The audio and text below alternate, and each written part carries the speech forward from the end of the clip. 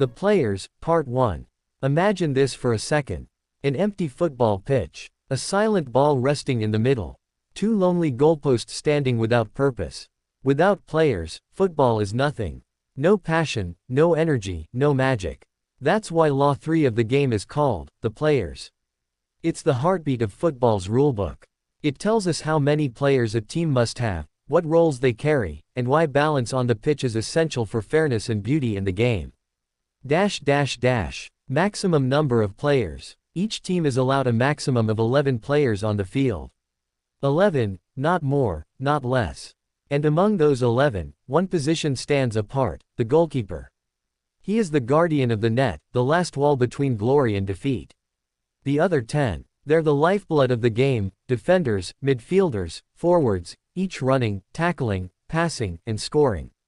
Together, they form a living machine. If there were more than 11, the pitch would be overcrowded, chaotic. If fewer, the game would lose its fire, its rhythm. That's why the law sets the boundary. 11 is balance, 11 is order. Minimum number of players. But football isn't always fairytale smooth. Injuries happen, red cards fly, and sometimes, a team is reduced to fewer men. The law is clear: if a team has fewer than 7 players, the match cannot continue. Why 7? Because anything less breaks the spirit of competition. With 6 players, how can you defend the wide pitch? How can you mount an attack? At that point, it's no longer a game, it's survival. And the referee must blow the whistle, ending it right there. The goalkeeper, a unique role. Now, let's pause and talk about the most unique figure on the pitch, the goalkeeper. Unlike everyone else, he's allowed to use his hands, but only inside his penalty area. He commands his defense. He organizes his wall. And when the opposition striker lines up for a penalty, the weight of the entire stadium sits on his shoulders. Picture it. The crowd holds its breath.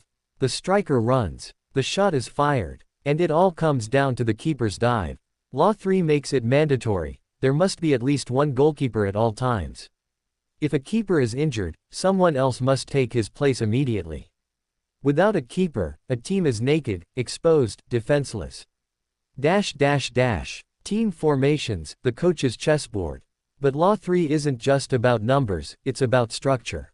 Those 11 players don't stand randomly. They are placed in formations. Formations are the coach's language, the team's strategy, the DNA of a match.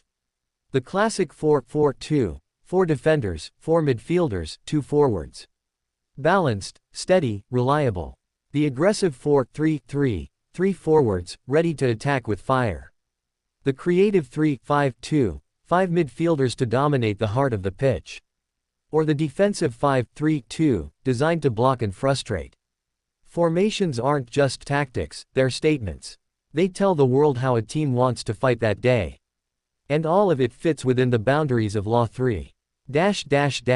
Roles and responsibilities. But let's dig deeper. Numbers alone don't win games, responsibility does. Defenders are the wall. They block, tackle, and throw their bodies on the line. Midfielders are the lungs and the brain. They control possession, link defense to attack, dictate the rhythm.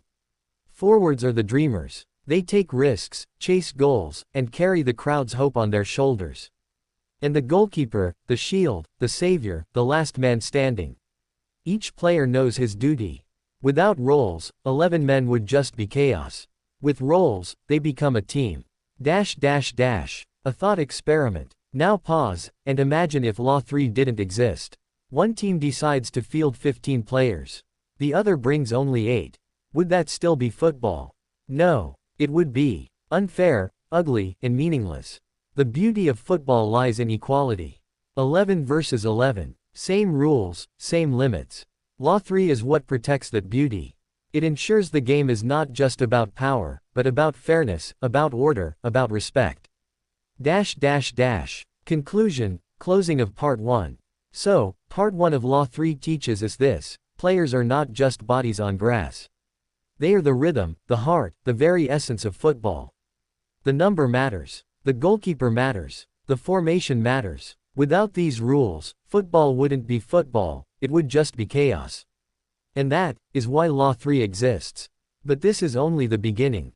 Because in the next part, we'll talk about substitutions, the players waiting on the bench, watching with restless eyes, ready to step in and change the entire story of a match in a single moment.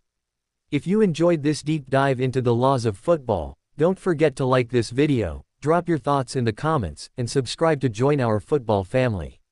Your support keeps this journey alive.